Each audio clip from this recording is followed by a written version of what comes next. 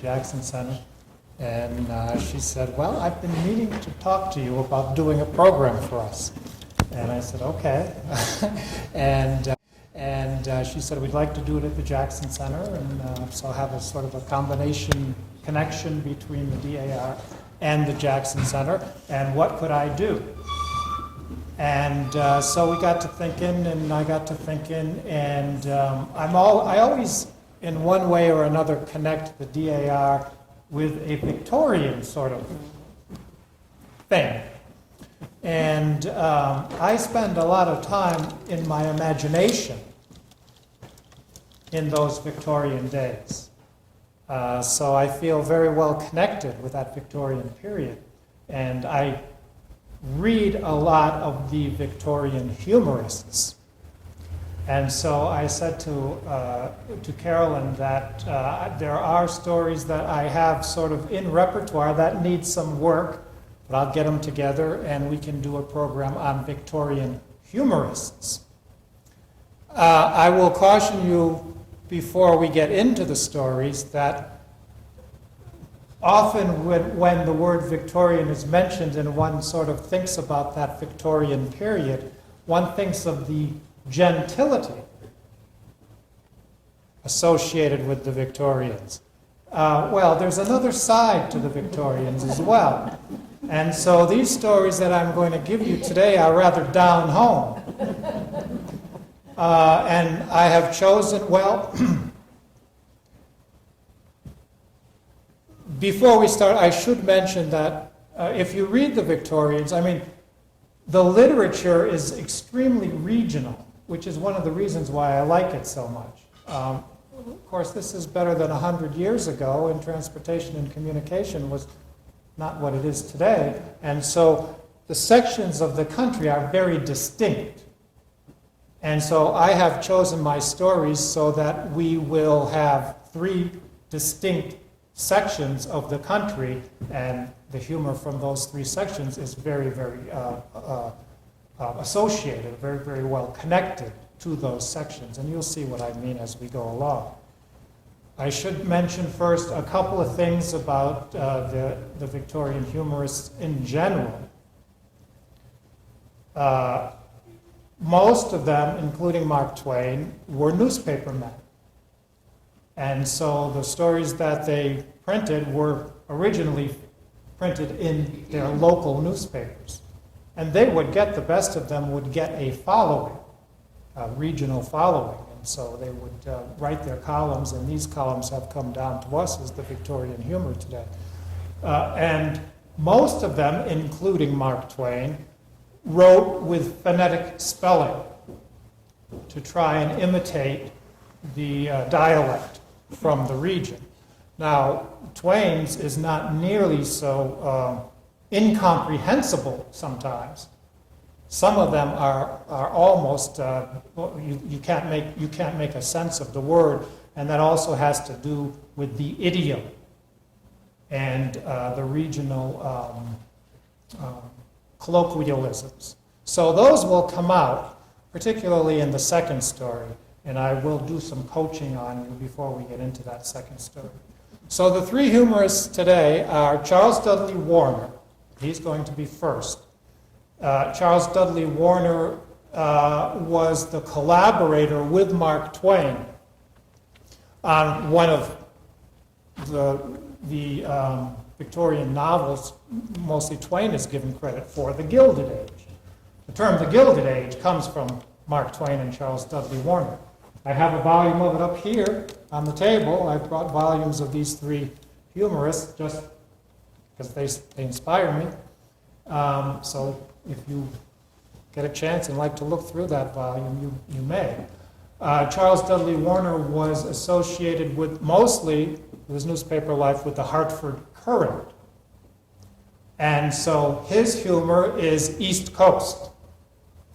And it is more sort of sophisticated and academic and a little more intelligent or highbrow than what we'll get into. So I'm going to tell you the story, Charles Dudley Warner's story, how he killed a bear.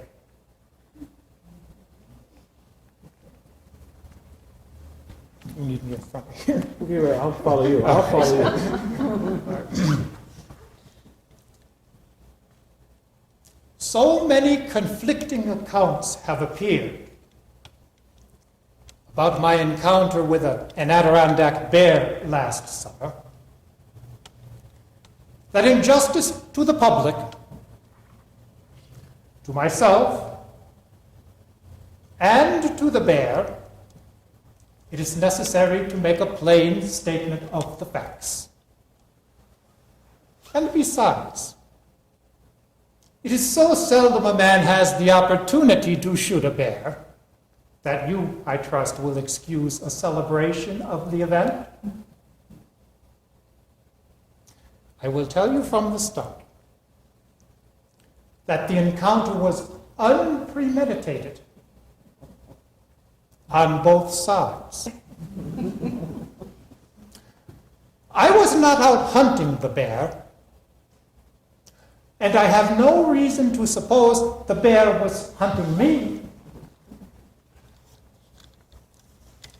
The fact is, we were both blackberried and met quite by chance, which is the usual way. There is, you understand, among Adirondack visitors, always much conversation about bears. A general expression of the desire to meet one in the woods,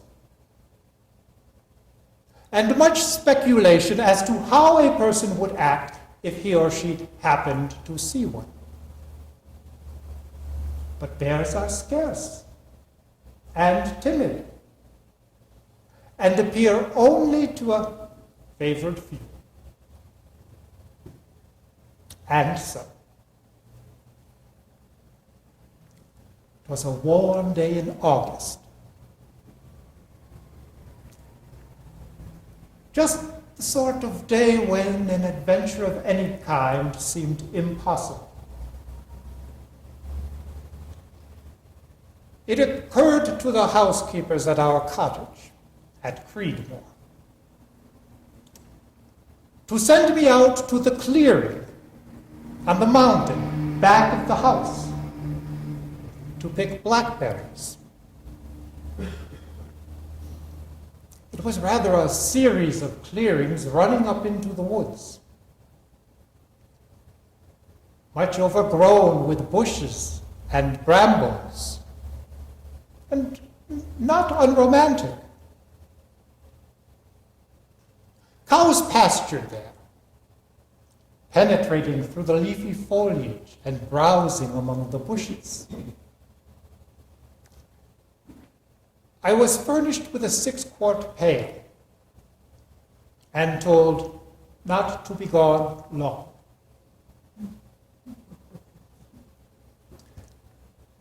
It was not through any predatory instinct, but rather to save appearances that I took a gun.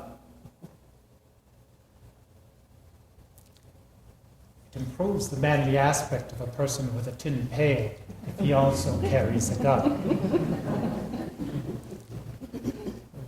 It might be I would start a partridge, although how I was to hit him if he started, rather than standing still, was beyond me. I know sportsmen who use a shotgun for partridges. I prefer the rifle. It makes a clean job of death and doesn't prematurely stuff the bird with globules of lead. Mine was a Sharps, carrying a ball cartridge, 10 to the pound, an excellent weapon, belonging to a friend of mine. He had for many years intended to kill a deer with it. He could hit a tree. if the wind wasn't blowing. If the atmosphere was just right, if the tree was not too far away, of course the tree had to have some size to it. You will understand that at the time I was not a sportsman. I had managed years ago to kill a robin under the most humiliating circumstances. The robin was perched in a low cherry tree.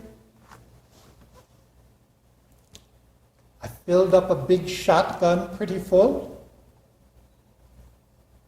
crept up toward the tree,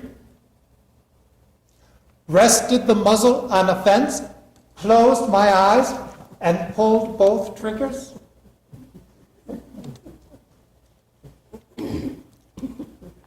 When I got up to see what had happened, I found the bird scattered about under the tree in more than 1,000 pieces. This rather discouraged me from the desire of being a huntsman at the time. I mention this incident merely to let you know that although I did go blackberrying armed, there was not much inequality between me and the bear. So, I got up on the hill, rested my rifle against a tree, and began to pick. Lured on by the black gleam of the fruit, I picked deeper and deeper into the woods. I could hear on all sides of me the tinkling of bells, the cracking of sticks, the stamping of the cattle as they sought refuge in the thicket from the flies. Occasionally, when I broke through a covert, I surprised a meek cow who looked at me stupidly and then shambled off. The morning wore on.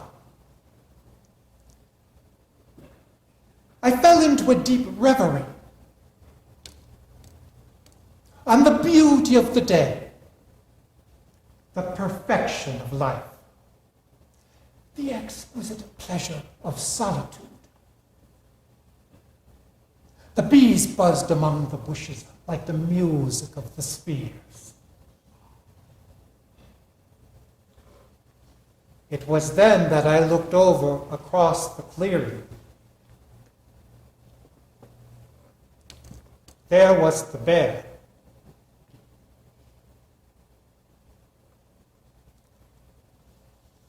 He was standing up on his hind legs, doing just what I was doing, picking blackberries. With one paw, he held the branches down, while with the other, he clawed the berries into his mouth, green ones and all.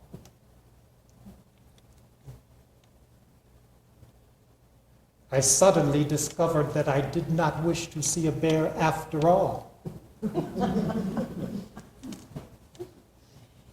At about that time, the bear saw me. He looked at me with glad surprise, dropped down onto his forepaws, and started slowly toward me.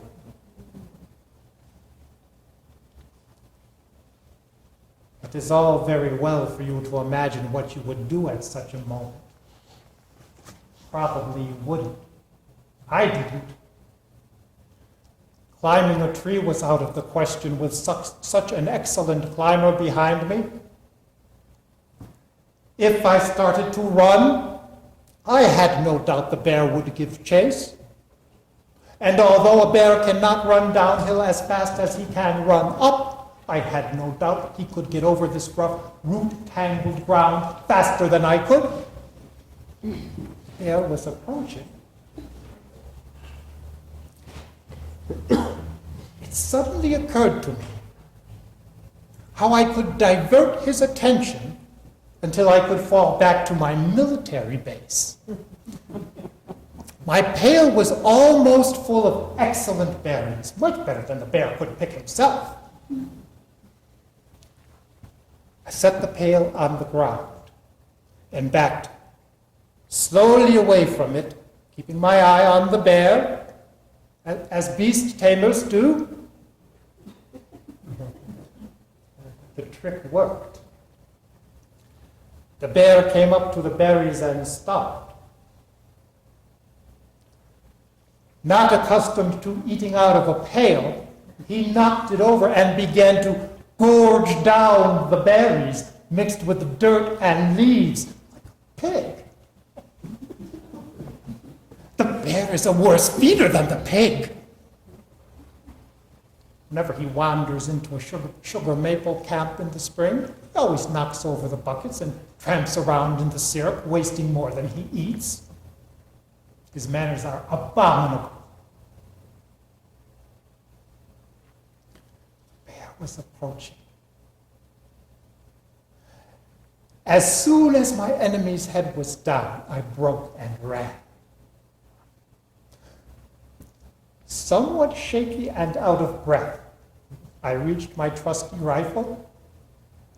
It was not a moment too soon. I could hear the bear crashing through the bushes after me, enraged at my duplicity. He was coming at me with blood in his eye. I thought that the time for one of us was short. The rapidity of thought at such times is well understood. As I was cocking the gun, I made a hasty and thoroughly unsatisfactory review of my whole life. At such times, it is almost impossible to think of any good thing you have done. The sins come out uncommonly strong. I recollected a newspaper subscription I had delayed paying for years and years, until both editor and paper were dead and now could not be paid for all eternity. The bear was coming on. I tried to think of accounts I had read about encounters with bear in the woods. I could not remember a single instance where a man had run away from a bear and escaped. I tried to think, what is the best way to kill a bear with a gun if you are not close enough to bash him on the head? My first thought was to aim at his head, to plant a ball between the eyes. That is rather difficult, rather dangerous, because unless you hit the bear's brain, which is very small, the bear doesn't mind a bullet in the head, not at the moment anyway. I then thought, the instant death of a bear would follow, a bullet planted just back of his foreleg and sent into his heart. But that, too, is a difficult shot, unless the bear stands off sideways like a target. I finally determined to fire at him generally. The bear was coming on. Now, the contest seemed to me far different from anything I had read at Fiddle. I had studied the accounts there of the shooting, but found it difficult to apply anything I had learned. I hesitated whether I should shoot lying on my stomach or lying on my back with the muzzle resting between my toes. But in either case, I could not see the bear until he was upon me. The range was too short, and he would not wait for me to check the direction of the wind and examine the thermometer.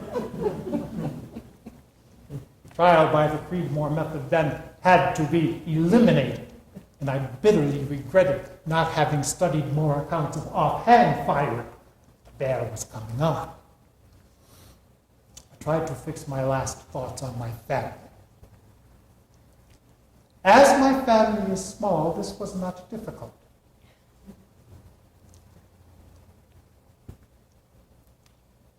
dread of displeasing my wife was uppermost in my mind.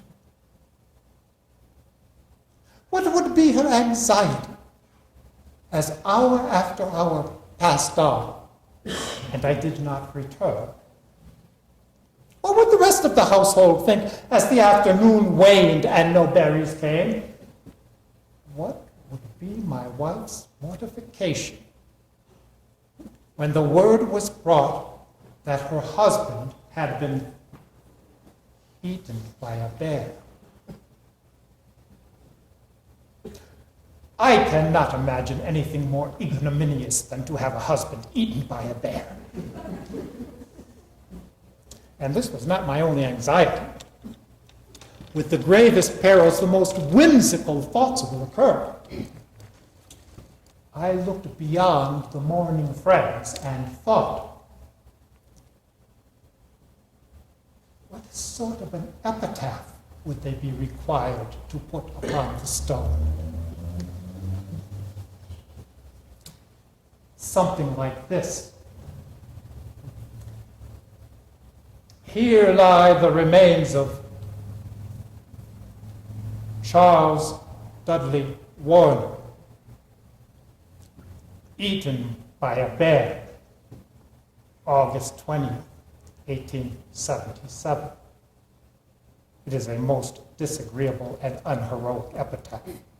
But eaten by a bear is intolerable. It is grotesque.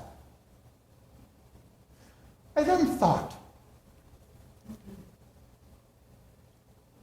what an inadequate language the English is for compact expression. It would not do to put upon the stone simply eaten, for that is indefinite. It requires explanation. It might be eaten by a cannibal. The difficulty does not occur in the German, where essen signifies the act of feeding by a man, and fressen by a beast. How much simpler it would be in the German? Hier liegt hoc wohlbegonnen Herr se de Warner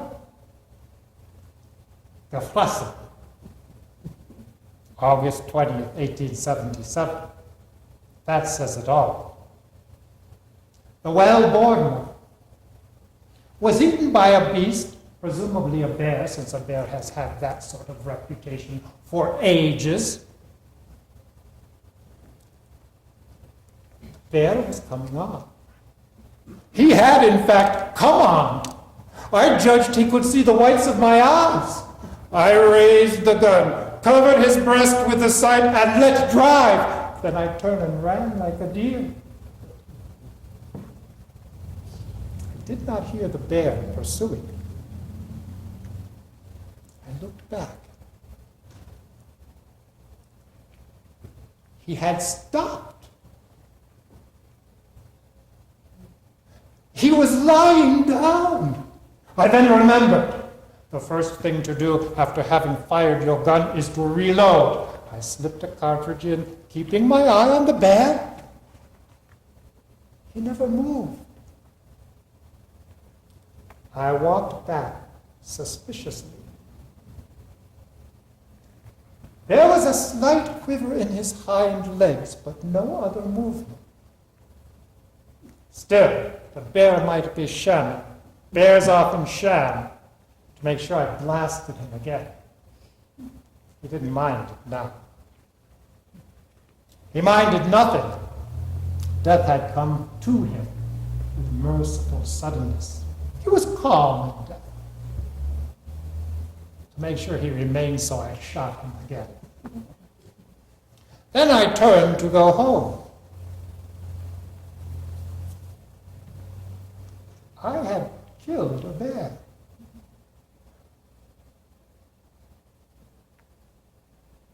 in spite of my excitement, I walked into the cottage with a nonchalant air. There was a chorus of voices. "Where are your blackberries? Why have you been gone so long?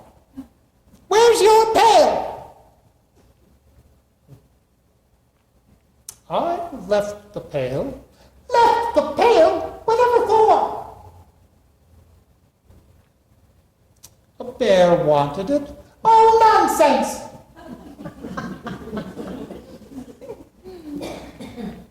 "The last I saw of it, a bear had it." "Come now, you really didn't see a bear, did you?" "Oh, yes, but I did see a bear." "Did he run?" "Oh, yes. He ran after me." "What did you do?" "Oh, nothing much. Only killed the bear." "Well, if you killed the bear, where is he?" "If you want to see the bear, you will have to go up to the mountain. I couldn't bring him in myself." Well, I left the cottage, left them knowing that something extraordinary had happened. Then I walked down into the valley to get help. The great bear hunter himself, who keeps one of the boarding houses there, received my story with a smile of incredulity. And the incredulity spread among the residents and the boarders as soon as the story was known. But I insisted in all soberness and offered to lead them to the bear. And it wasn't long before a party of 40 or 50 gathered in the valley to bring the bear in. Not one of them believed there was a bear. But everyone who could get a gun got one, and off we went, a party of 40 or 50, armed with rifles and pistols and pitchforks and shovels, a band of scoffers and jeerers. But when we reached the fatal spot, and I pointed out the bear, lying there wrapped in his own fur, something like fright seized the residents, and the boarders were seized with a genuine admiration. And the hero of the tale, well, I won't insist, but what a procession we made bringing the bear in. And what a congregation gathered in the valley to see the bear. Our best preacher never drew anything like it on Sunday. And my particular friends, who are sportsmen, behaved very well on the whole. They didn't deny that it was a bear, although they said it was a small bear.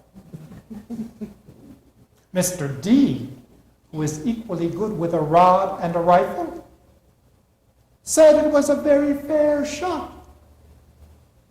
He is the best salmon fisher in the whole United States.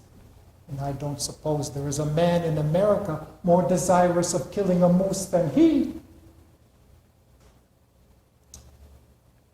He did remark, rather needlessly I thought, that he had seen wounds like that made with a cow's horn.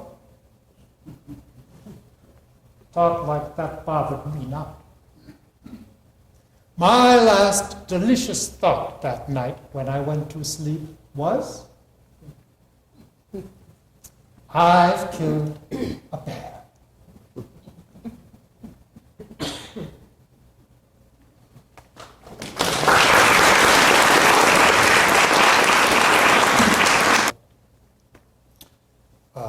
Tennessee newspaper man, and he created a sort of poet philosopher,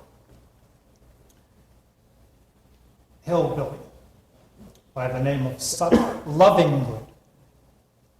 And Sut lived up in the hills with his extended family. His father was quite a breeder. The dialect in the Sut Lovingood stories is very heavy and requires a little language education before we start. And so I'm going to put you through that. And then you'll be on your own as the story goes on. The story I have chosen, well, Sut would be the first to admit that he is, and this is from the stories, he calls himself, and he takes pride in knowing himself to be a natural-born derned fool, whose folly is only exceeded by his dad's. There's a genetic connection there. And, all right, so the story I'm going to tell you is about Sut's dad, Sut Lovingood's dad, acting horse. So I'm going to give you a few terms and see if you can understand these terms, and these will help you with the rest of the story too. House. What's that? Hello.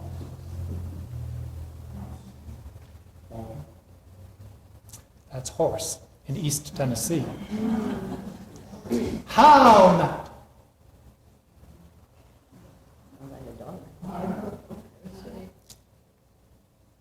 say it again.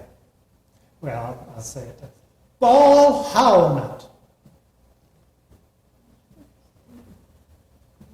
I know it'd get you all. It's a hornet. Hornet. All right. Cow.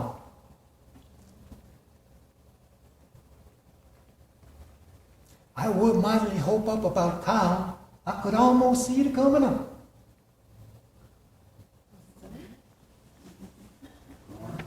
You got it. Corn. So you know those R's are dropped. All right. So in any case, Sut and his dad and his extended family live up in the hills of Tennessee. And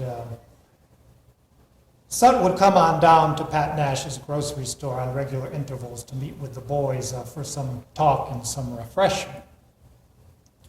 And it so happened that the boys hadn't seen him for a good long while and wondered where he was, but they were out there drinking and carrying on and talking at Pat Nash's when all of a sudden, here come Hut riding on a horse.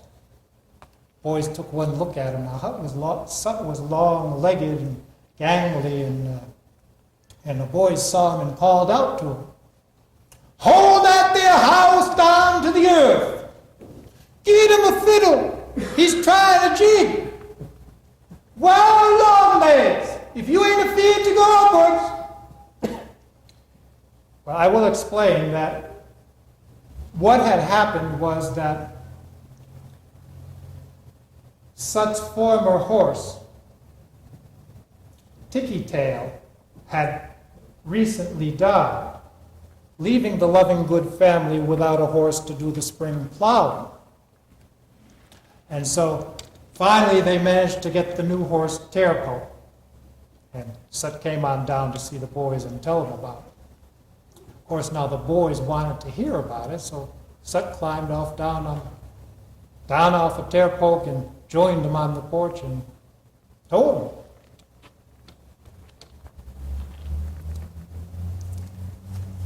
Well, there we were, Dad and me, and Jim,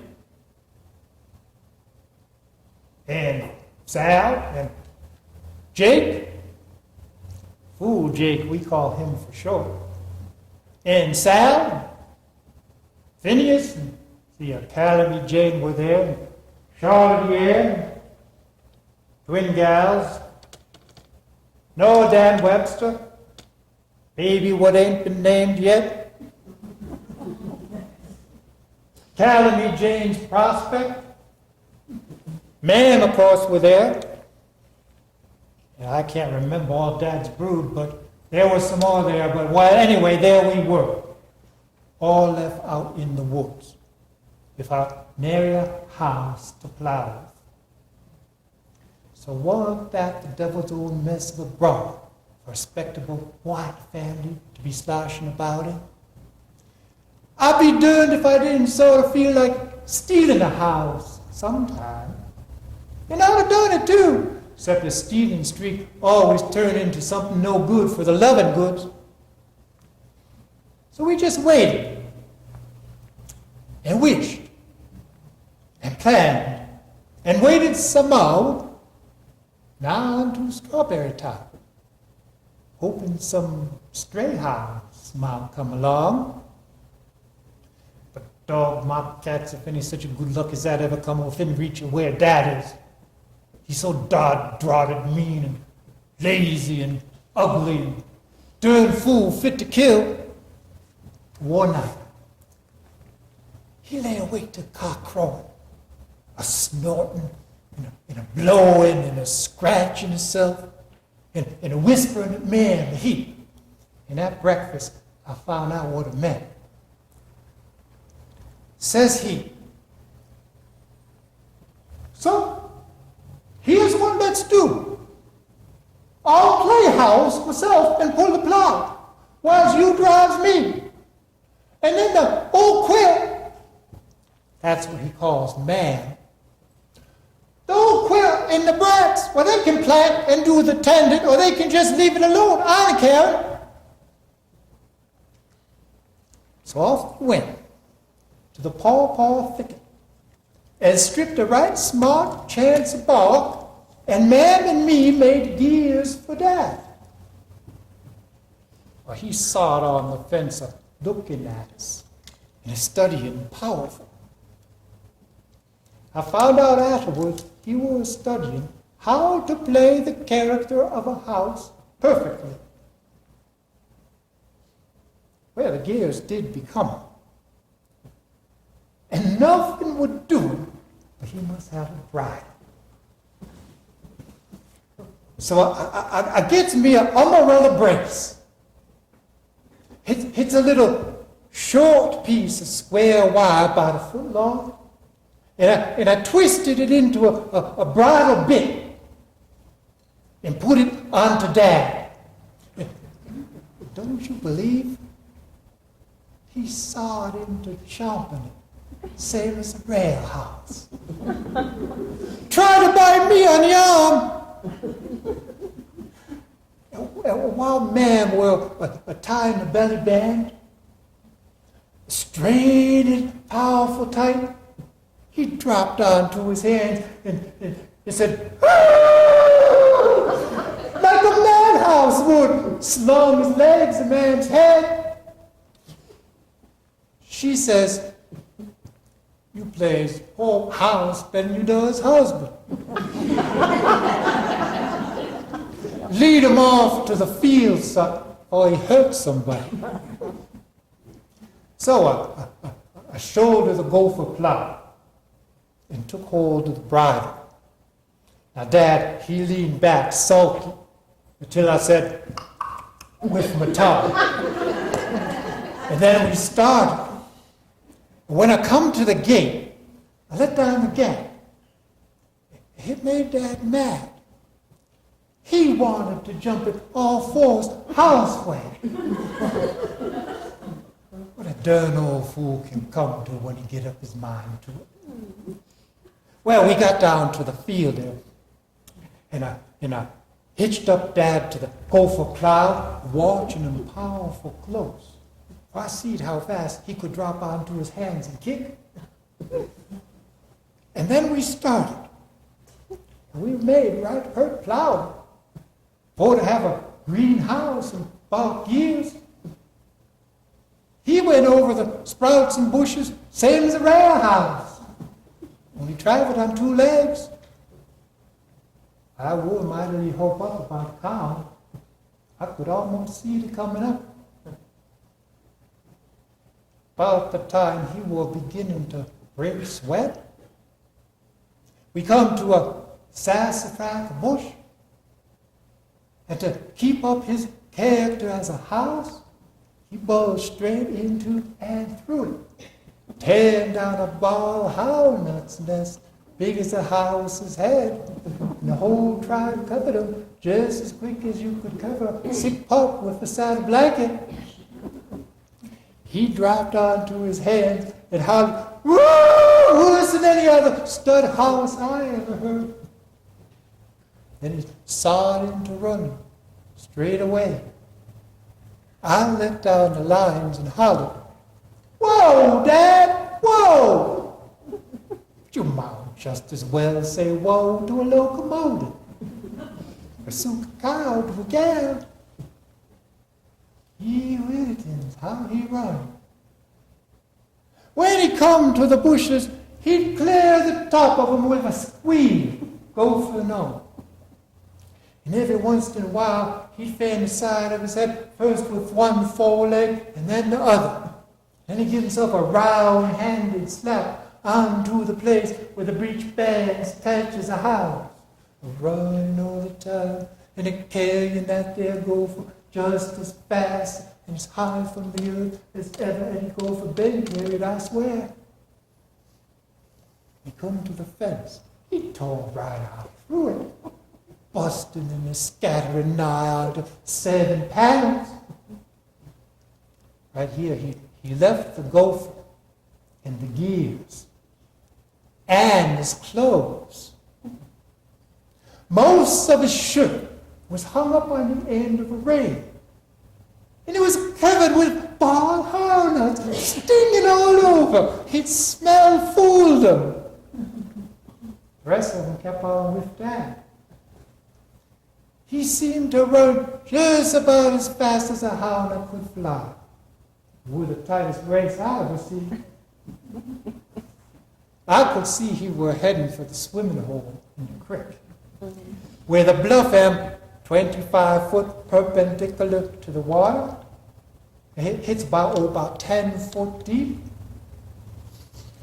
When he come to the bluff, to keep up his character as a house plumb through, he loped right on off. Or rather, he just kept running. Slunge into the creek he went. I could see the water fly above the bluff from where I were. Now, right here, boys, he overdid the thing. If playing house to describe were what he were after. But there ain't never a house ever folded darn fool enough to lope off in such a place as that. Because a mule might have done it. But Dad warn't acting mule, though he ought to took that character. It's exactly suited to his disposition. Except mules sometimes have a problem breeding.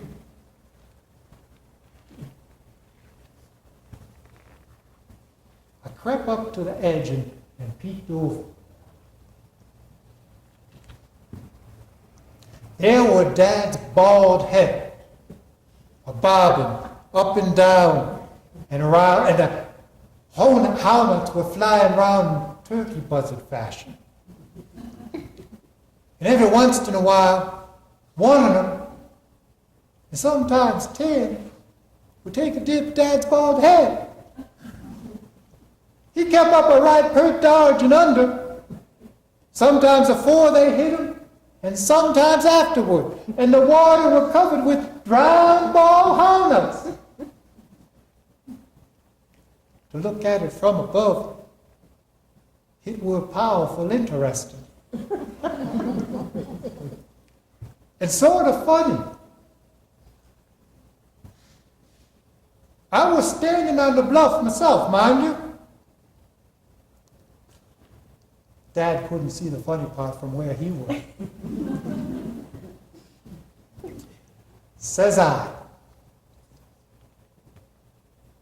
"Dad, if you was done washing and has had enough to drink, let's get on with the plowing. It'll soon be powerful hot." "Hot? Hell, it ain't hot now. Can't you see these cussed infernal varmints after me?" "Well, they're my house flies there, Dad. That's natural. You ain't really scared of them, is you?" "House flies, hell! There's real genuine Paul harlot. You infernal ignorant cuss. Kick him. Bite him. Switch him with your tail, Dad. Oh, sonny, I'm going to sweeten your ass when I does get out of here. You better do the leaving yourself, Dad. You better stay there till night. After those hounds go to roost, you come home. I'll have your feed ready for you in the trough.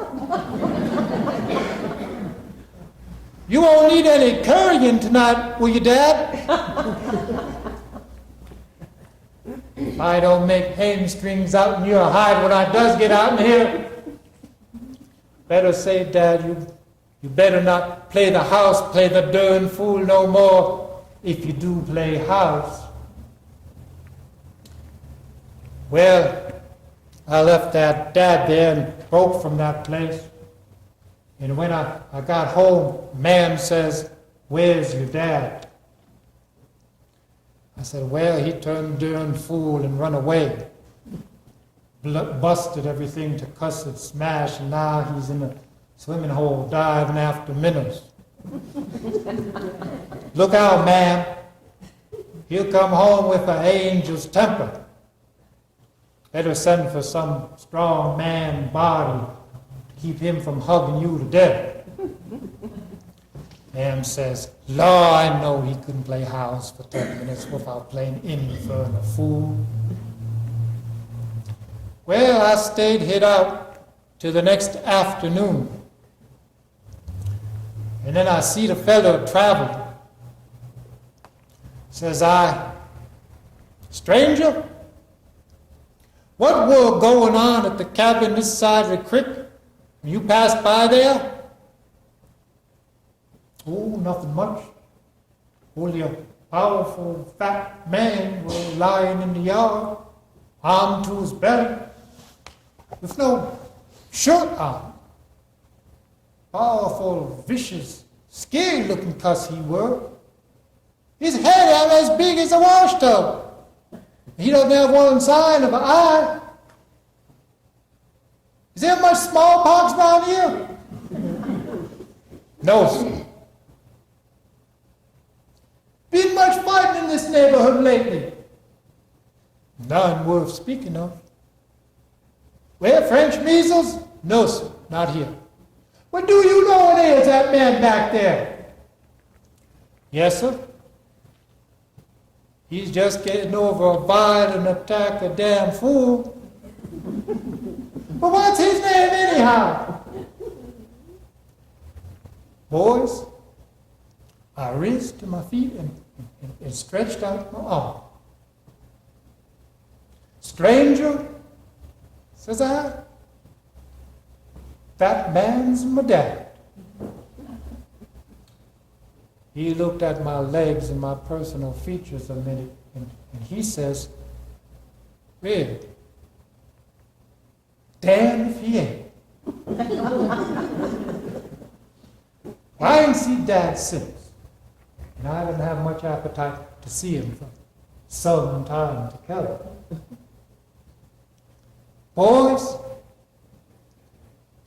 let's all drink."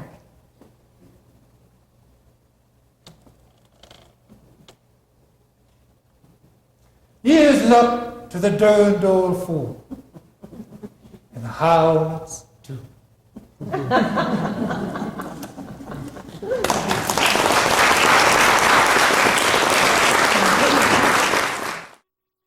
Where the story is set, there is an Angels Camp in California, and each year they hold a Jumping Frog Jubilee Festival. So I did have the occasion to go to that while I was out there. It's sort of like Jamestown doing Lucille Ball. It's a sort of a Chamber of Commerce thing to get people to come out there and spend their money. So, anyways, Twain, no doubt, is the most beloved writer, American writer, certainly of the 19th century. And his humor is in many ways very subtle, and this one is quite subtle. So we'll give this one a try.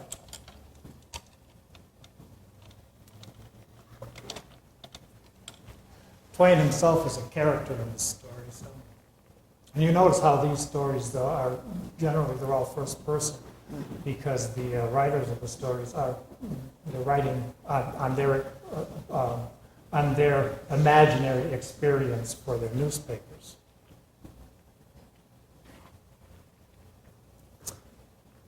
In compliance with the request of a friend of mine,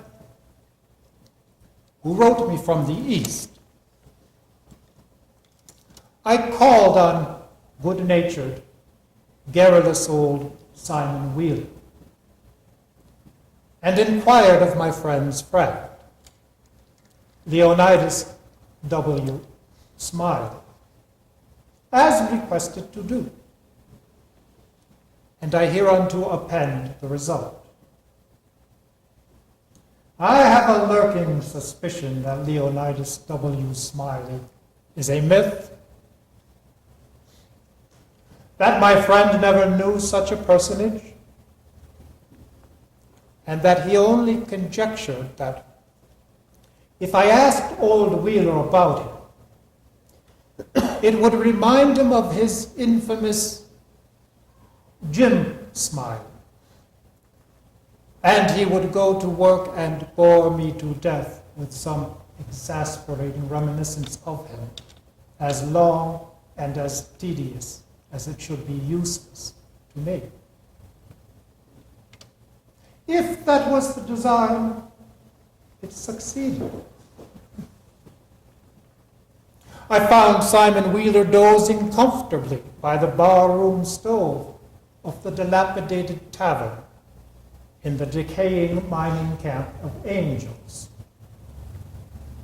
And I noticed that he was fat and bald-headed. This requires work on the parts of your imaginations.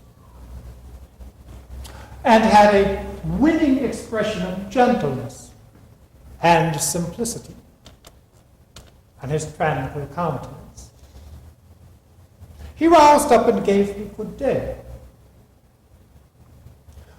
I told him that a friend of mine had commissioned me to make some inquiries about a cherished companion of his boyhood, Leonidas W. Smiley. Reverend Leonidas W. Smiley, a young minister of the gospel, who he had heard had once been a resident of Angel's Camp. I told him that if he could tell me anything about this Reverend Leonidas W. Smiley, I would feel under many obligations to him. Simon Wheeler backed me into a corner and barricaded me there with his chair, and then reeled off the monotonous narrative which I am about to repeat to you. He never smiled.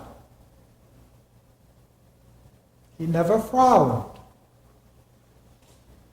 He never changed his voice from the gentle flowing key to which he tuned his initial sentence. But all through the interminable narrative, there ran a vein of impressive sincerity and enthusiasm, which showed me plainly that, so far from imagining there was anything ridiculous or funny about his story, he regarded it as a very important matter and admired its two heroes as men of transcendent genius in finesse. I let him go on in his own way and never interrupted him once.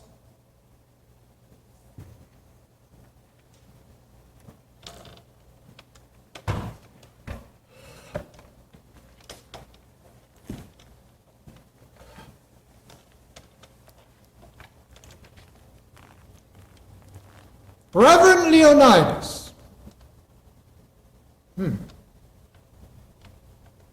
Reverend Leonidas W. Well, there was a fellow here once by the name of Jim Smiley. In the winter of 49 it was, or the spring of 50, I don't recollect exactly somehow. But what makes me think it was the one or the other is because I remember the big flume wasn't finished when he first come to the camp. And he was the curiousest fellow about always betting on anything that ever come up. You ever see? If he could get anybody to bet on the other side. And if he couldn't, well, he'd change sides. Any way that suited the other side would suit him. Anyway, just so as he had a bet, he was satisfied. But still, he was lucky. Uncommon lucky. He most always come out winning. He was always ready and laden for a bet. There couldn't be no solitary thing mentioned but what he'd offer to bet on it. And take every side you please, as I was just saying to you. If there was a horse race, you'd find him flush, or you'd find him busted at the end of it. If there was a dog fight, he'd bet on it. If there was a cat fight, he'd bet on it. If there was a chicken fight, he'd bet on it. If there was two birds sitting on a fence, he'd bet you which one of them would fly away first. If there was a camp meeting, he'd be there regular to bet on Parson Walker, which he judged to be the best exhorter about here. So he was too, a good man. If you even see a straddle bugger starting to go off somewhere, he'd bet you how long it'd take that bug to get to wherever it was going to. And if you took him up, he'd follow that bug to Mexico, or he'd find out where he was going and how long he was on the road. Lots of the boys here have seen that Smiley and can tell you about him. He bet on anything. Dangest fella. The Parson Walker's wife lay very sick one time, and they were afraid they weren't going to be able to save her. And one morning the parson come in and Smiley up and asked him how she was, and he said she was considerable better. Thank the Lord for his infinite mercy.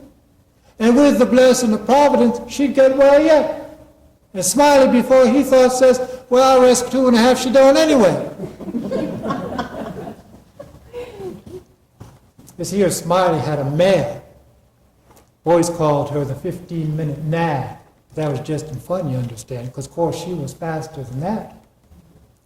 He used to win money on that horse for all she was so slow, and always had the asthma or the distemper or the consumption or something of that sort. They'd give her 200 or 300 yards start and pass her underway. But always at the fag end of the race, she'd come up straddling and cavorting up and throwing her legs out into the air, out toward the fence, and fetch up at the stand every time, just about a neck ahead, near as you could cipher it down. They had a little small bull pup that to look at it you'd think he wasn't worth a cent, but to sit around and look ornery and lay for a chance to steal something. But as soon as money was up, he was a different dog. His lower jaws stick out like the forecastle of a steamboat, and his teeth would uncover like furnaces. And a dog might tackle him and bullyrag him and bite him, throw him over his shoulder 2 or 3 times. And Andrew Jackson, which was the name of the pup, Andrew Jackson never let on but what he was satisfied and hadn't intended nothing else. And the bets being doubled, and doubled again on the other side till all the money was up. And then all of a sudden, Andrew Jackson, he grabbed hold of that other dog just by the joint of the hind leg and freeze to it. Not chaw, you understand. Just grip and hang on till they throw it in the sponge if it was a year. Smiley always come out winner on that pup. till you harnessed a dog that didn't have no hind legs, because they'd been cut off in a circular saw. And when the thing had gone along far enough and money was all up and he go and make a snatch for his pet hope, he see in a minute how he'd been imposed on. And he looked sort of sad and discouraged like and didn't try to win the fight no more. So he got shucked out bad. He gave Smiley a look much as to say his heart was broke. It was his fault for putting up a dog that didn't have no hind legs for him to grab to, which was his main dependence in a fight, you understand.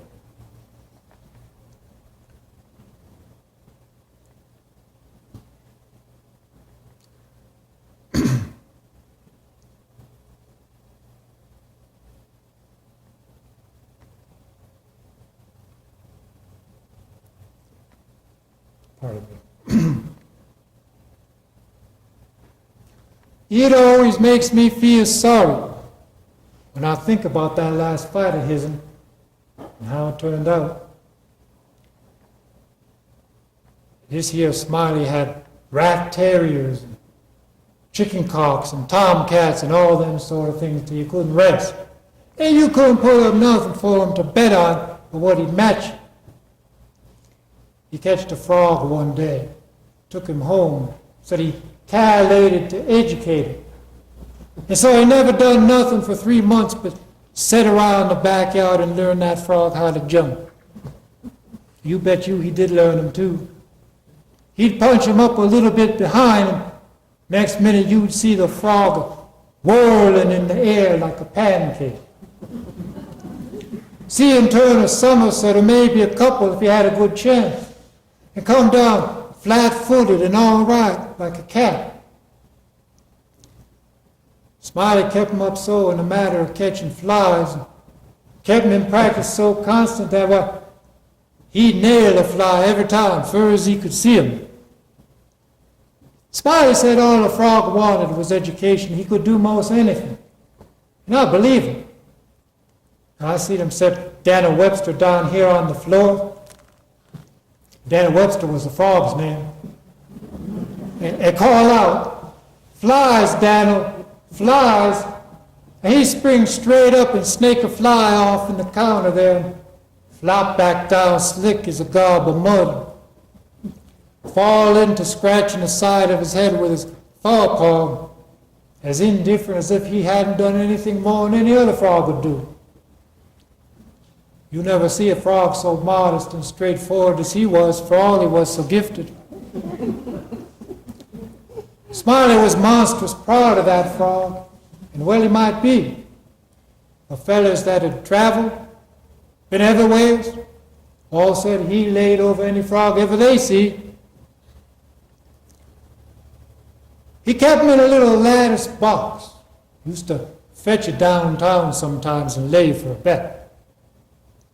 One day a fellow, stranger he was, come across him with the box and says, "What might it be you got in the box?" And Smiley, sort of indifferent like, says, "Well, it might be a parrot, or it might be a canary, but it ain't. It's only just a frog." The fellow took the box and give it a long look and turned it this way and that. And he says, well, so it is. What's he good for?" And Smiley, easy and careless like, says, "Well, he's good for one thing, I might judge. He can out-jump any frog in Calaveras County." The fellow took the box again and took another long, particular look. He give back to Smiley. He says, very deliberate, he says, "Well, I don't see no points about that frog that's any better than any other frog." "Maybe you don't," says Smiley. "Maybe you understand frogs, and maybe you don't understand. Maybe you've had experience, and maybe you ain't just an amateur sort of.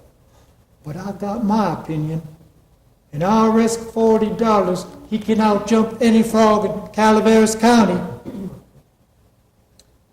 Feller studied a minute. And then he says sort of sad like, well, I'm just a stranger and I ain't got no frog.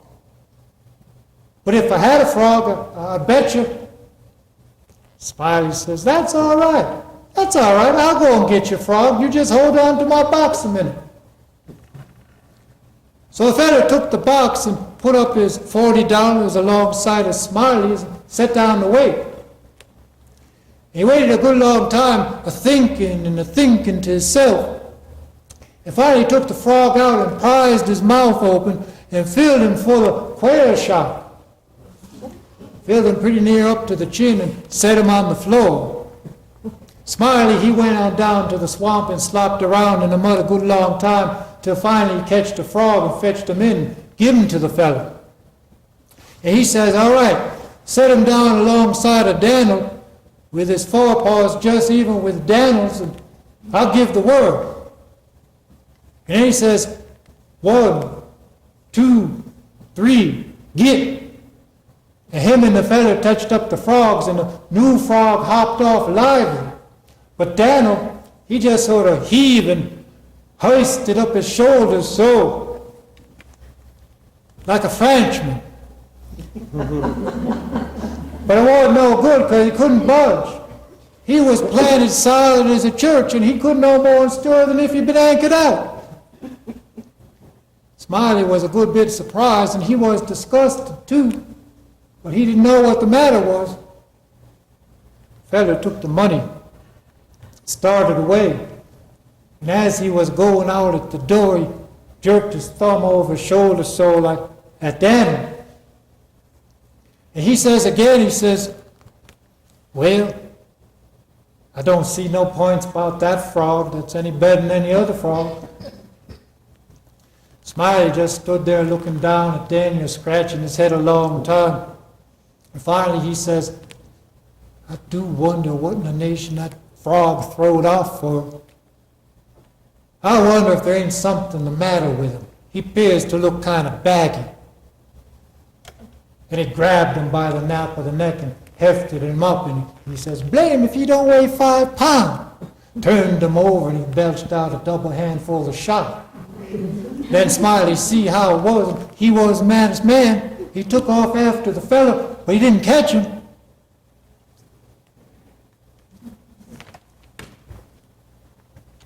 Here Simon Wheeler heard his name called from the front yard, and he got up to see what was wanted. He turns to me and he says, you just sat there a minute, stranger. I ain't going to be a second.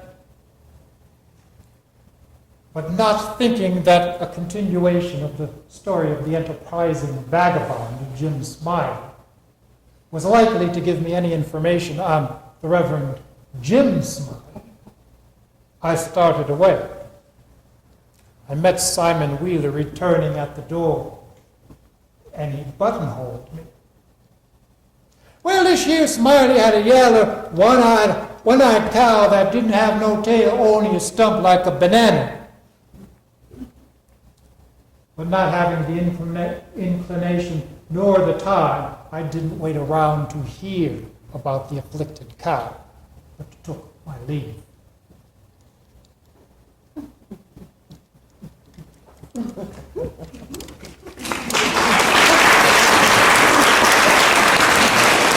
Constitution, and most of that information comes out in the story, but let me just give a few of the details of that event before I read the story. It was the second season of Chautauqua Institution, 1875. So Chautauqua had opened the year before, and I think most of you probably know, at least in a sketchy or brief form, the history of the opening of Chautauqua Institution. It was the brainstorm of John Vincent, Methodist pastor who became a bishop in the Methodist Church, and a Mr. Lewis, who was an inventor and a commercial man. And they got together to open this place as a campground for the teaching there's a big religious, a big sort of moral value, like we talk about today, aspect to the religion of the 19th century. And they wanted to open up this camp for the teaching of Sunday school teachers, teach Sunday school teachers what ought to be taught in their Sunday schools. And it opened with a flourish, but it was John Vincent who had the idea to promote Chautauqua and promote the reputation of Chautauqua by inviting sitting President Ulysses Grant to visit for the second season. And John Vincent had a previous connection with Ulysses Grant, because when Grant had resigned his military commission before the Civil War and had returned to his home in Illinois, and he was clerking in his father's dry goods store. You know this from the memoirs. And he was drinking then, and he was in a sort of a low state of low condition. And his pastor at that point was this John Vincent. And John Vincent sort of guided him and kept him under control, at least the story we have, and then the two reconnected. So when John Vincent sent the invitation to Grant to come to Chautauqua Institution, he accepted. And he came on the railroad.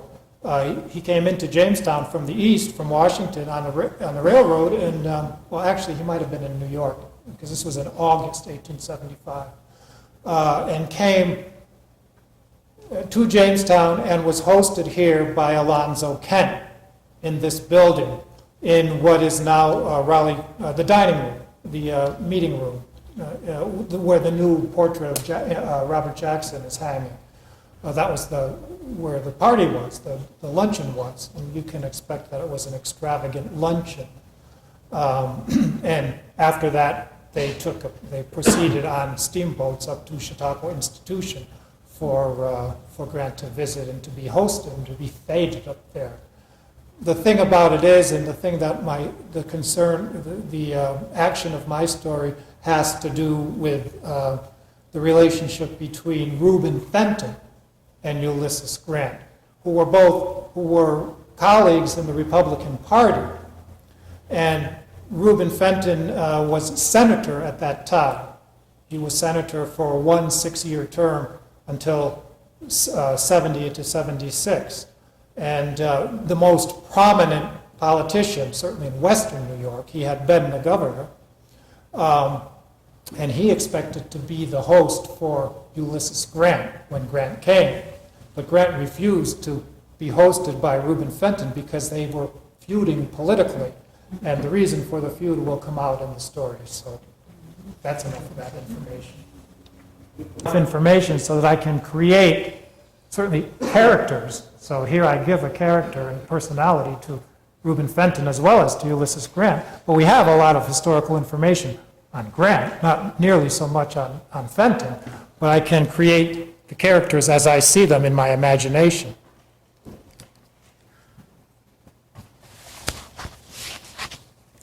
A grateful nation mourned the passing of the great war hero, savior of the Union, 18th President of the United States, Ulysses Simpson Grant. Extravagant pageantry, including a magnificent funeral procession, was planned for the burial. The president would be laid to rest in Central Park. In Jamestown, the village trustees labored over the matter of appropriate public observance. The board appointed a committee to study the question. After due deliberation, with respect to the attitude of certain opinionated soldiers of the GAR, the committee recommended that businesses and houses of commerce remain closed from noon until 2, the day of the funeral. that church and civic bells toll until 1, and that public buildings be draped in black. The veterans, demanding a legal holiday, were offended. They were finally satisfied by the inclusion in the observance of a public service, complete with dignitaries and speeches, to which they might wear their uniforms. The service was scheduled to coincide with the ceremony in New York.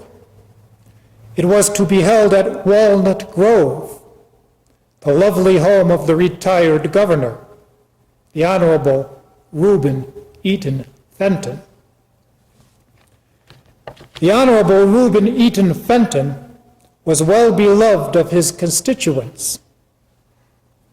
5 terms a congressman, 2 the governor, and most recently a distinguished senator, he had weathered the cruelest years of the national trial.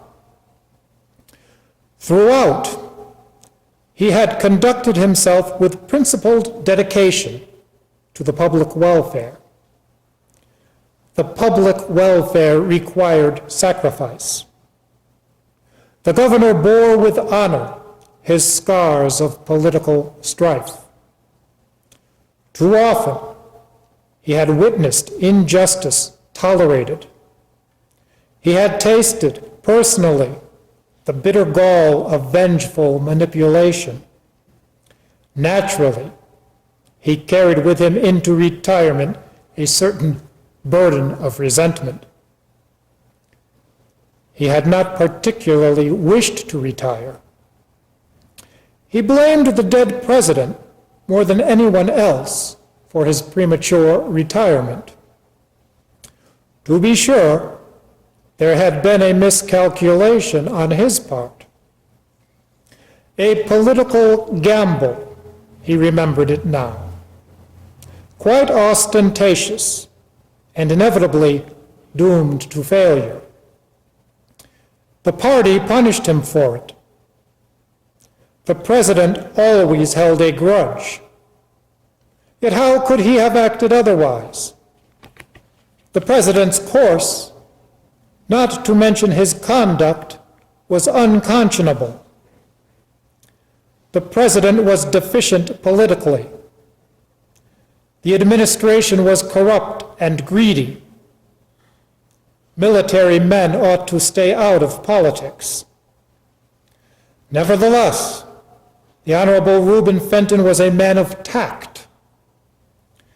Despite their political differences, he was always careful to accord to the former president, at least in public, every respect due the office.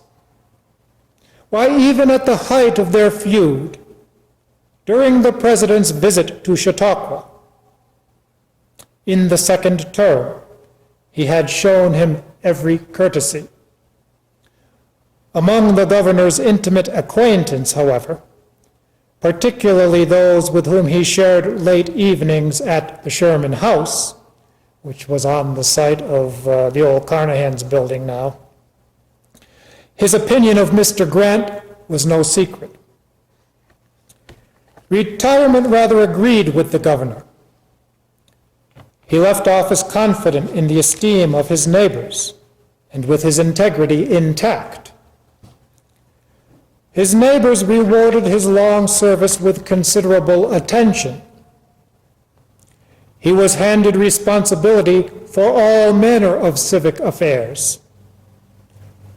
Almost immediately, he was elected president of the Board of Trustees, then of Mr. Kent's thriving First National Bank. That's Mr. Alonzo Kent, who owned this house. At social gatherings, among the foremost of his community, he assumed a becoming elder statesman modesty.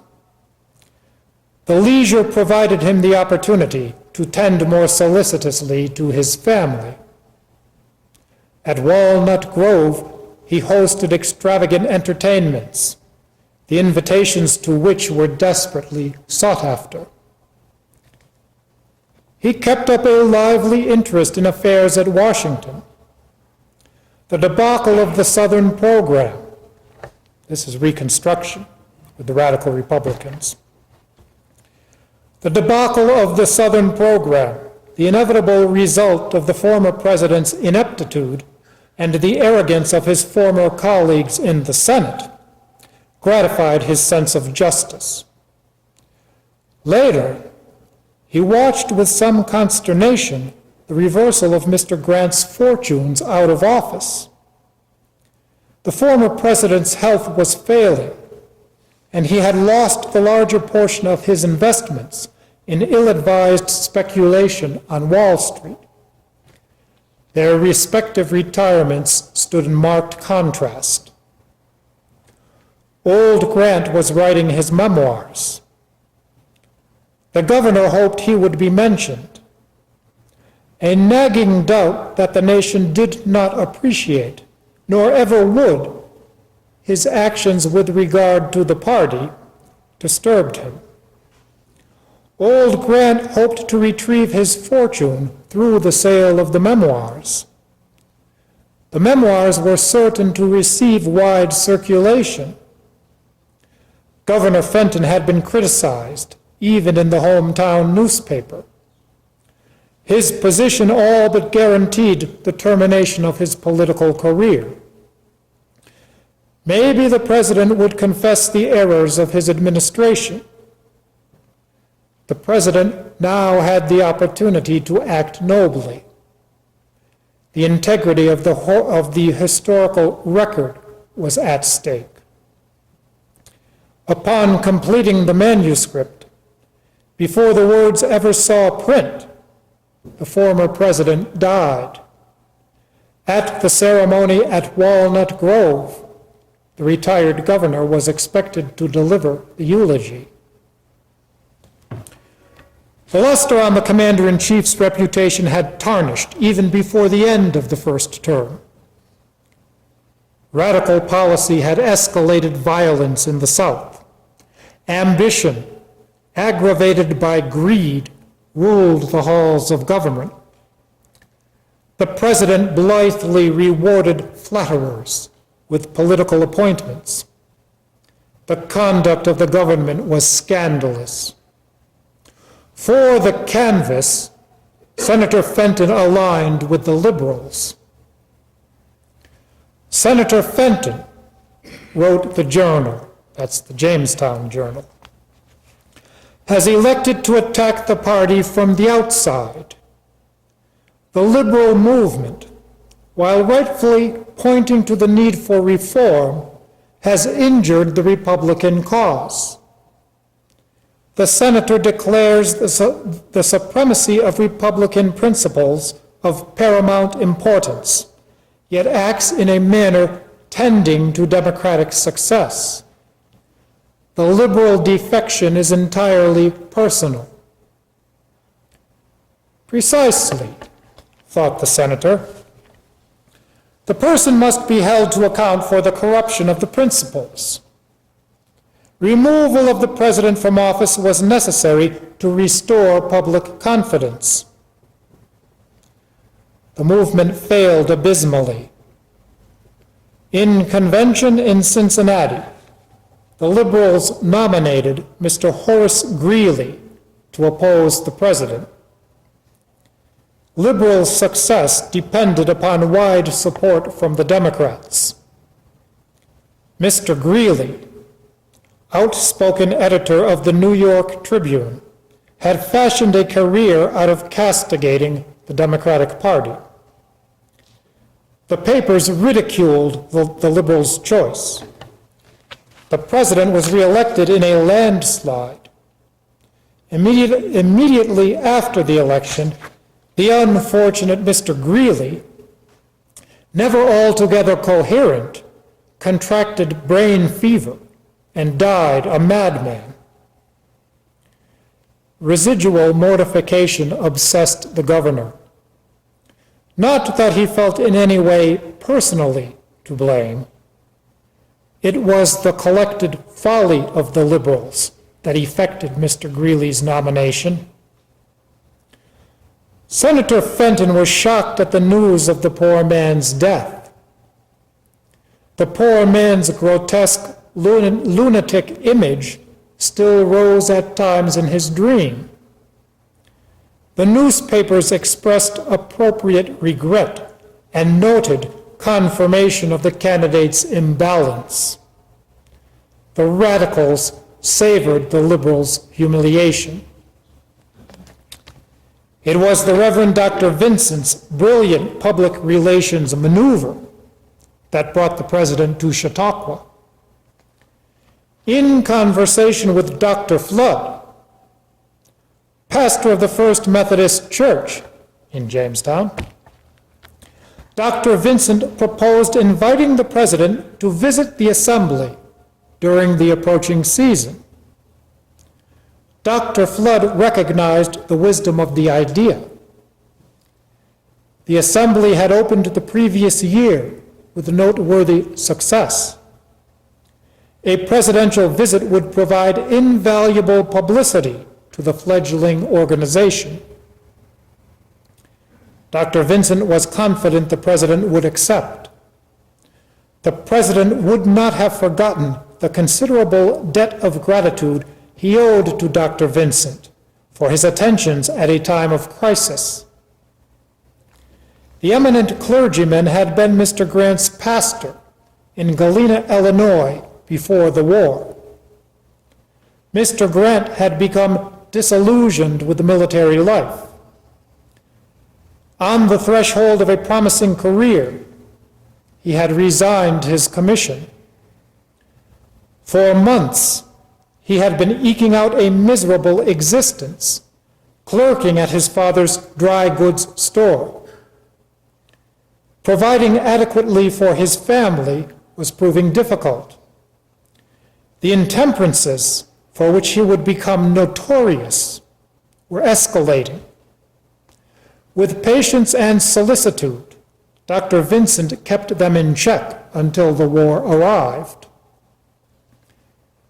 Armed with a letter of introduction, Dr. Flood delivered the invitation to the president's summer cottage at Long Branch. The president readily accepted. Complications arose, however, over arrangements for the visit. The president refused to take lunch with Senator Fenton at Walnut Grove. At word of the president's death, friends and acquaintances called upon the governor at his office to express condolences. The Journal printed a series of veterans' recollections and a remembrance of the president's visit. Crepe appeared on the public buildings. The village put on a somber attitude. Fortunately, the president had completed the manuscript. Dr. Flood presented this information to the governor on the street before the Sherman House. Following the president's visit, Dr. Flood had assumed a responsible administrative position at the assembly. In the 10 years since, the assembly had achieved renown beyond expectation. "We are grateful for the honor of having known him," said Dr. Flood. "I don't believe he was well 10 years ago," said Mr. Kent. Dr. Flood had arranged for the president to be received at Mr. Kent's. The governor was of the same opinion. Be that as it may, it didn't excuse his behavior. The president had behaved abominably. Out of spite, the governor was sure. All his life long, the governor had cultivated social grace. Elegance of conduct was essential to a public figure. The president had no sense of style. He did regret the box of cigars. To this day, he bore a twinge of guilt over it. The cigars were a gift to the president. Fine cigars they were, too, purchased at considerable trouble and with great expense out of the southern state where he now spent his winters. He had had them delivered to the assembly and entrusted to the care of Dr. Vincent. As it turned out, so the doctors said, cigars were the end of the president. Cigars and the other intemperance. The doctors shook their heads. Cancer of the tongue, they called it. The papers followed the course of the affliction and cast doubts on the completion of the memoirs. The presidency takes its toll, said Governor Fenton.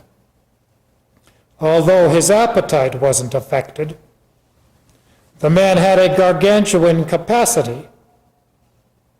Mr. Kent, a teetotaler himself, had taken care to provide the best of wines.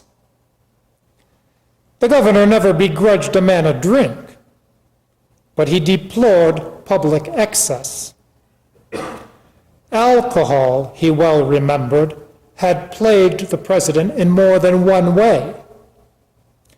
At the very hour of his visit to Chautauqua, certain scoundrels within the executive were rifling the liquor tax. There was a morbid justice to it. "Be charitable," said Reuben Earl. Reuben Earl was the governor's son, born 2 months after they shot Mr. Lincoln. Things would have been different if Mr. Lincoln had lived. Reuben Earl had accompanied his father to the depot to greet the president. Reuben Earl thought the president would be a bigger man. The president was not a big man. He was, perhaps, wider. He may have appeared bigger in his military uniform. Throughout the first canvass, the governor had presented him in uniform to the voters of New York. As the day approached, its promise energized the village. The journal took note. The president's visit. Preparations for the president's visit are nearly complete. The village has been washed clean, and the business district is resplendent in red, white, and blue. 2 large hemlock arches, through which the presidential party will pass, have been erected over Main Street. The president will arrive Saturday on the noon train. He will proceed by carriage from the depot to the home of Mr. Kent, where a sumptuous reception has been scheduled. The Josie Belle has won the honor of conducting the president up the lake to the assembly grounds. We learn that Senator Fenton is to occupy a place at the president's table. The day dawned splendidly. Walnut Grove from the depot looked magnificent. Stately and erect it stood upon its terraced lawns. The lawns reached nearly to the depot itself. The grounds were exquisitely manicured for the occasion, even if the president would never step inside. At the approach of the train, the well-wishers cheered. Senator Fenton had given orders that the old cannon in his front yard be discharged upon the train's arrival. Martial music blared. The president descended, looking bewildered. He blinked once, then found the outstretched hand of Dr. Flood. To the senator's bow, he frowned. The evil that men do lives after them. The good is oft interred within their bones. Not so, thought the governor. the president would be buried a hero. Some variation on the theme? He'd employ the canon again. Let it be simple and dignified. He was an excellent speechmaker, unlike the president. The president never made speeches. Military men ought to stay out of politics. The governor couldn't forget the brief, awkward moment on the platform that day. The band had ceased. The expectant crowd was hushed. Couldn't the president see the citizens were awaiting his approval? He, the governor, would have been happy to make some remarks. Nobody asked him. The president squinted into the crowd. Finally, Dr. Flood ushered him from the platform to the waiting carriages. The veterans would want a part. He'd have them fire a volley. There were veterans that day, too, in uniform. Bailey would play taps. Bailey had led the assemblage up Main Street, through the arches, following the carriages. Nobody saw fit to include him in the president's carriage, nor even on the Josie Bell. He'd had to follow on the Olivia with the reporters. Bailey carried the flag. A great day, Bailey said. The papers said the president was beginning to discolor. Young Ulysses wouldn't let the morticians remove the bowels. Young Ulysses sat next to him at Kent's table. Later, on the grounds at the assembly, he saw young Ulysses smoking one of the cigars. The president pointedly ignored him. The day was hot. The president was perspiring. Kent overdid the thing. The president examined each of the plates non-committally. He hardly spoke. Natural reserve, the papers called it. The president suspended his natural reserve at mealtime. He'd like to see the president's corpse. He'd seen Mr. Lincoln's. Fred Grant thought Central Park unsuitable. Colonel Fred Grant just arrived from the West. That was the delay. Fred and young Ulysses were considering Riverside Park. He'd prefer Riverside Park, too, with a view of the Hudson. He'd be buried in Jamestown. Be charitable. Refer to him as the General. Be grateful for the honor of having known him.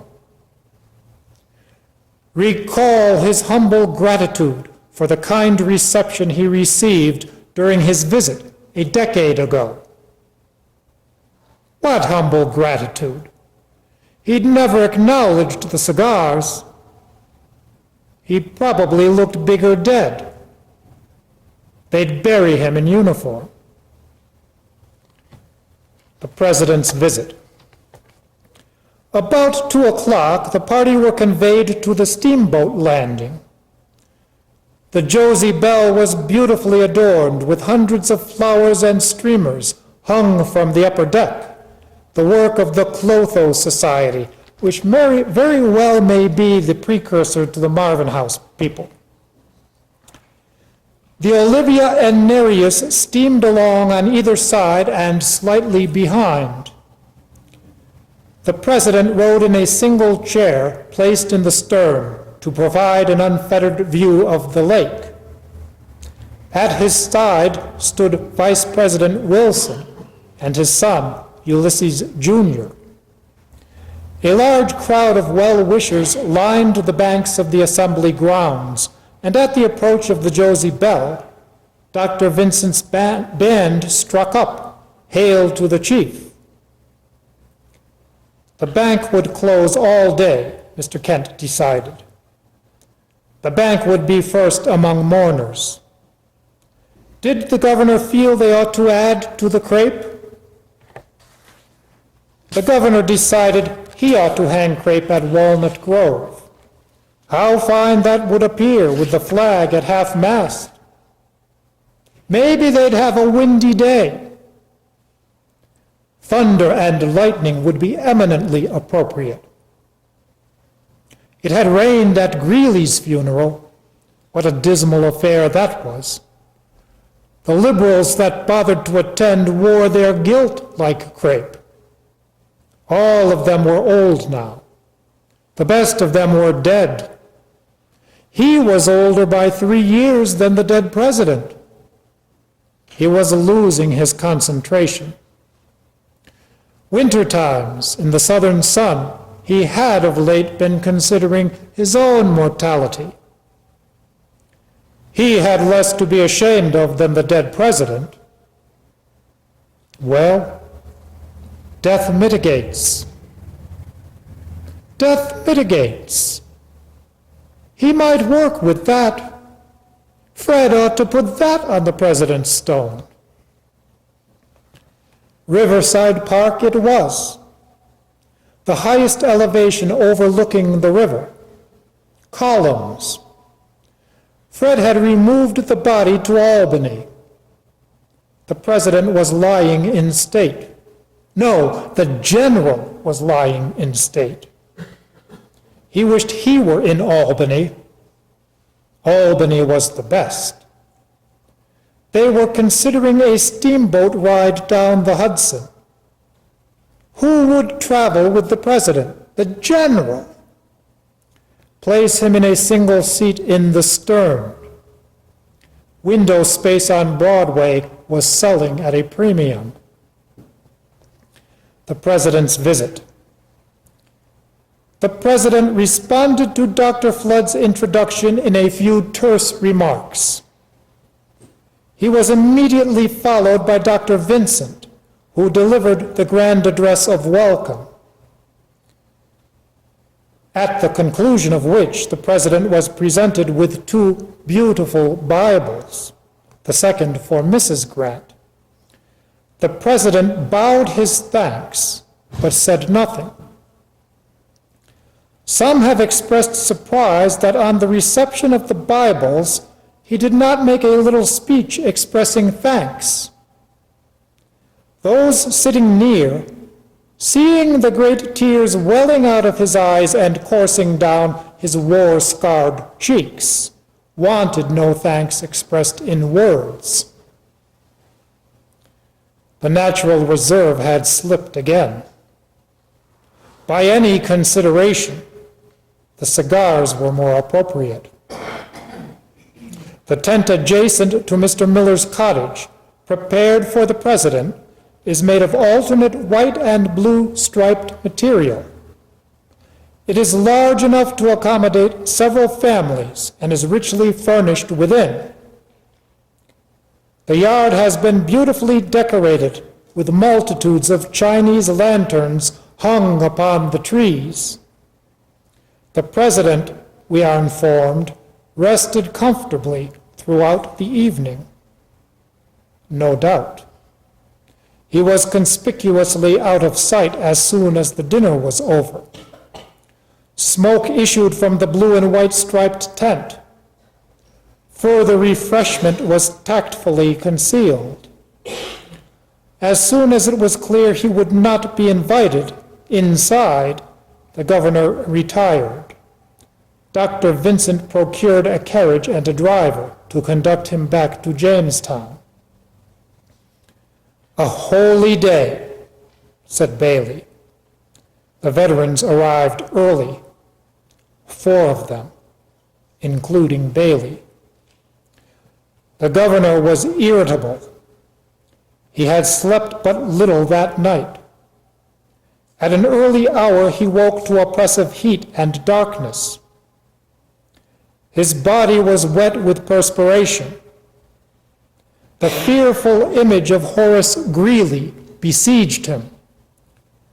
In his dream, Mr. Lincoln lay imperturbable behind heavy drapes in a casket. The general, on horseback, in full parade uniform, led a vast army through cavernous streets and delirious crowds. Then the street was silent. A flag-draped coffin appeared, drawn by shiny, high-stepping horses. Horace Greeley receded, and he looked upon his own wild self. For a long time he lay awake. The heat-oppressed darkness lay like a shroud upon him. Excruciating, voluptuous silence, rather like the knowledge of mortality, crept over his soul. The silence whispered of petty vanity and self-deceit. A man fears and embraces mortality like a lover. A man begs of the silence and of the darkness forgiveness. He rose in the darkness to complete his speech. You ladies may leave if you need to. It's nearly over, about 3 more minutes. He rose in the darkness to complete his speeches. The rest of the morning he drank coffee and found fault with the preparations. Reuben Earl set the veterans to inspecting the cannon. The cannon would not fire. The church bells ceased tolling. From the shade of Walnut Grove, the shimmering August heat radiated over the quiet village. A few desultory carriages descended Main Street past handsome mourning, pointing toward the governor's mansion. The procession in New York had by now reached Riverside Park. Friends, he spoke from the hillside overlooking his beloved village. Mrs. Fenton stood graciously behind him with Reuben Earl and Mr. Kent. The mourners stood in the shade of his trees in groups of 2 or 3.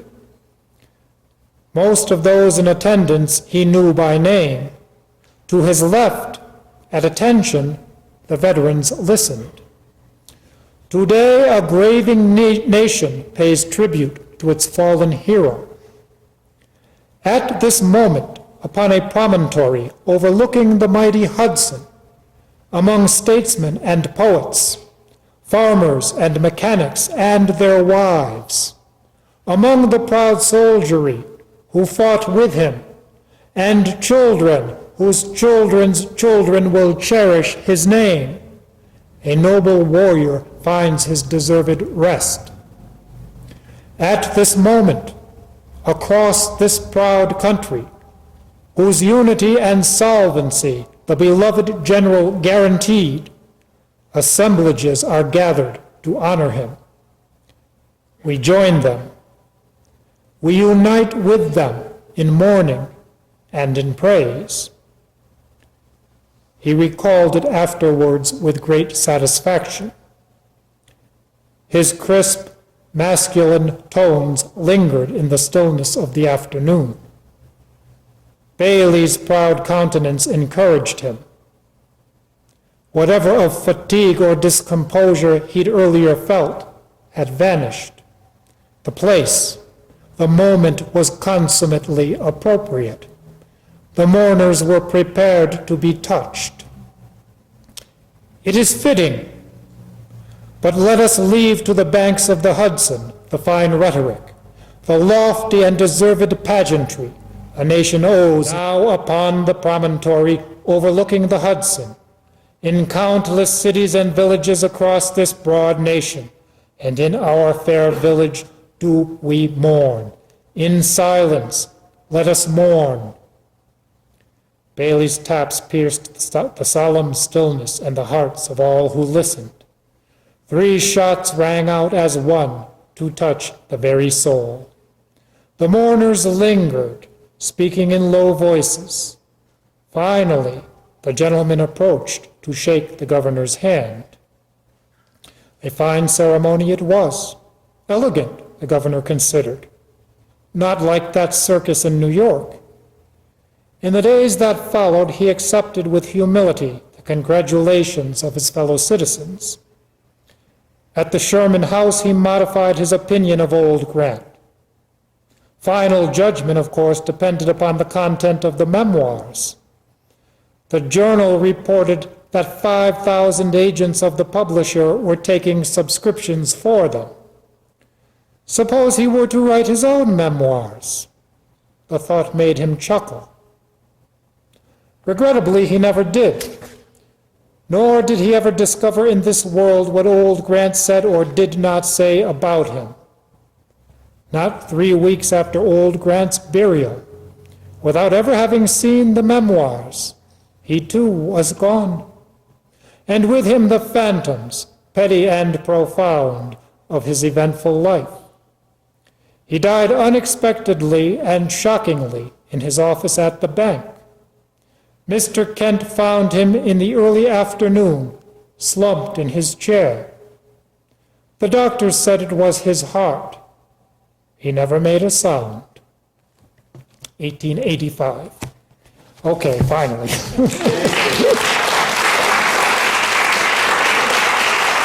All right.